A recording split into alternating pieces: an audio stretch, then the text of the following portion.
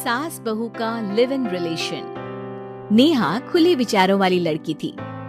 अरे नेहा, क्या दिन में सोती है? ससुराल में ऐसा नहीं चलेगा, वहाँ तो काम करना पड़ेगा। काम जितना काम होगा कर लूंगी माँ, पर अगर कोई ये कहे कि सारा आराम छोड़कर सिर्फ काम ही करना है तो ना भी ना, मुझे नहीं करनी शादी। अरे कैसी बात कर रही हो? अच्छा चलो जाकर नहा लो, मैं नाश्ता लगा देती हूँ, फिर तुम्हें कॉलेज भी तो जाना है। नेहा कॉलेज के लिए निकल जाती है। वो सोचने लगती है कि ससुराल में वो कैसे मैनेज करेगी। क्या हुआ नेहा, परेशान लग रही हो? अरे यार, तू तो मुझे जानती है ना, मुझे अपनी लाइफ बिल्कुल परफेक्ट चाहिए, लेकिन लग नहीं रहा लोग मानेंगे। यार कहीं मेरी शादी ऐसे घर ना हो जाए जहाँ मेरी जिंदगी ही नरक हो जाए। अरे मैंने ना कल एक इंग्लिश फिल्म देखी थी, उसमें भी कुछ ऐसी ही समस्या थी हीरोइन की। अच्छा, तो फिर क्या किया उसने?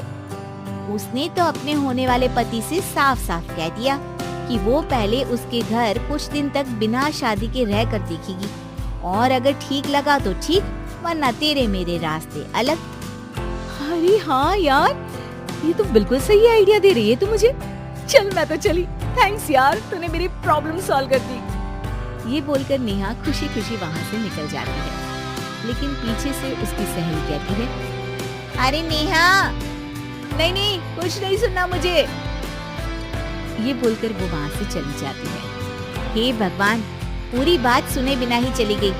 अरे वो तो विदेशी फिल्म थी, वहाँ सब चलता है, लेकिन ये तो भारत है, सभ्यता और संस्कारों वाला देश, जहाँ शादी से पहले लड़की को ससुराल में नहीं रखा जाता। खैर, नेहा मस्त होकर घर आती है। नेहा, कल तुझे लड़के वाले देखने आने वाले हैं, और हाँ, इस बार कोई बहाना नहीं चलेगा। हाँ हाँ, आने दो आने दो, मैं तैयार हूँ शादी के लिए। अगले दिन लड़के वाले आते हैं, जहाँ लड़का कहता है, मुझे अकेले में लड़की से कुछ पूछना है। हाँ हाँ, क्यों नहीं बेटा, जाओ नेहा, घर तो दिखा दो इन्हें। नेहा भी खुश हो जाती है कि उसे मौका मिल गया है लड़के से अपनी शर्त रखने का। देखो, मुझे ना शादी से बहुत डर लगता है, पता नहीं कैसी लड़की आए, तालमेल बना पाए कि नहीं मेरे परिवार से। मैंने कई घरों में रोज का क्लेश होते देखा है। तुमने तो मेरे दिल की बात कर दी। मैं भी यही सोच रही थी कि भाई सास तो अच्छी होनी चाहिए, पति सपोर्ट करे ना करे, रहना तो पूरे दिन सास के साथ है। लेकिन मेरे पास ना इसके लिए एक बहुत अच्छा आइडिया है। अच्छा, कैसा आइडिया? क्यों ना शादी के पहले मैं कुछ दिनों तक तुम्हारे घर आकर रह लूं, तुम लोग मुझे समझ लेना, मैं तुम लोगों को समझ लूंगी, ठीक लगा तो शादी, वरना टाटा बाय बाय। क्यों? लड़के को नेहा की बात में दम लगता है। वो घर के सभी लोगों के सामने नेहा की बात रखता है। अरे पागल हो गई है क्या? ये कैसी शर्त है? अरे शादी से पहले मैं क्यों तुझे किसी और के घर भेजूंगी रहने? अरे लड़की के ख्याल तो 20 साल आगे के हैं, इतनी भी खुले विचारों वाली लड़की नहीं चाहिए हमें। अरे माँ, क्या बुरा और गलत बोल रही है ये? रहना तो हम दोनों का है ना, कल को कोई परेशानी आई तो तुम सब तो ये बोलकर निकल जाओगे कि जिंदगी तुम लोगों को ही निभानी है, तुम लोगों को जो करना है करो। तब क्या करूंगा बताओ? सबके समझाने पर वो लोग मान जाते हैं। वाह, मैं 2-3 दिनों में पैकिंग कर लूंगी, तो आकर मुझे ले जाना। और नेहा पहुंच जाती है विशाल के घर। आओ आओ, ये रहा तुम्हारा कमरा। इस घर में तुम एज अ गेस्ट रहो, लेकिन माँ तुम्हें बहू की तरह ही ट्रीट करेंगे, और तुम भी उन्हें सास की तरह ही रखना। बस फिर क्या था, शुरू हो जाता है लिव इन सास बहू का ड्रामा। अरे चाय तो बना दे बहू। जी सासू माँ, अभी लाई। नेहा चाय लेकर आती है कि बस चाय लेकर आई हो, इसके साथ पकोड़े भी ले आती। लेकिन आपने तो बताया ही नहीं कि आपको चाय के साथ पकोड़े भी चाहिए। हाँ हाँ, अब तो पता चल गया ना। रात को खाना खाने के बाद नेहा किचन में खटर पटर कर रही होती है।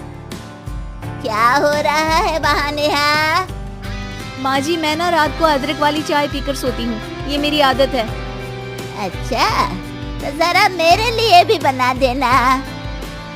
दोनों सास बहू रात को चाय पीती हैं। अगले दिन नेहा, मैं मंदिर जा रही हूँ, मेरी साड़ी निकाल कर बेड पर रख दे। नेहा सास के लिए साड़ी निकाल कर रख देती है। वो देखती है कि उसके आने के बाद से सास ने घर का कोई भी काम करना छोड़ दिया है। यार मैं क्या करूं? ऐसा ससुराल तो मुझे नहीं चाहिए था जिसमें मैं ही सारा काम करूं। मैं तो ऐसा घर चाहती हूँ जहाँ सास और बहू दोनों मिलकर किचन में काम करें।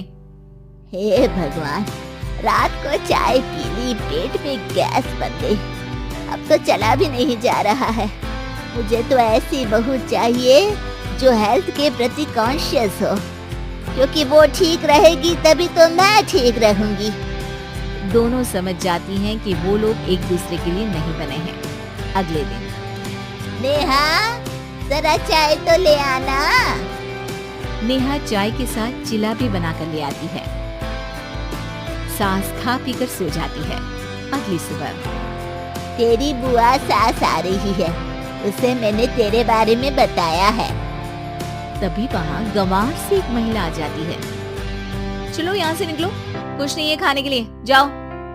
ए नेहा, तमीज से बात करो, ये मेरी ननद यानी आशीष की बुआ है। हाय रे दैया, इतनी आकड़ वाली लड़की! अरे यही है ना जो शादी से पहले ही आकर बस गई है यहाँ पर। बस नहीं गई हूँ, बसना है या नहीं ये डिसाइड करने आई थी, लेकिन इन लोगों के रिश्तेदार इतने गंवार हैं, तो मैं तो ना कर रही इस घर में शादी। अरे भाभी, अरे क्या कमी थी हमारे आशीष में जो आपने ऐसी लड़की की शर्तों को मान लिया? अरे वो तो आशीष के कहने पर मैं झुक गई, वरना ऐसी लड़की को तो मैं घर में घुसने भी ना दूं। ए हेलो, ऐसी लड़की कैसी लड़की? हाँ, बिना समझे बुझे शादी कर लूं? अब तो समझ गई ना कि हम लोग गांव के हैं। भाभी को खाट पर सोना और रिश्तेदारों का गांव से आना जाना तो लगा ही रहना है इस घर में। हाँ, मैं तो किसी मॉडर्न घर में शादी करूंगी। ये बोलकर नेहा वहाँ से चली जाती है। अपने घर में आकर नेहा कहती है, ना माँ ना, लिव इन में रहकर देख लिया, ये गांव के लोगों का कोई भरोसा नहीं है।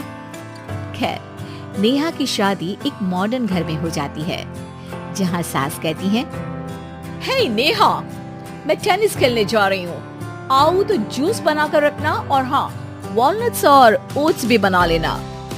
जी माँ। माँ मॉम बोलो डार्लिंग, माँ इज ओल्ड फैशन।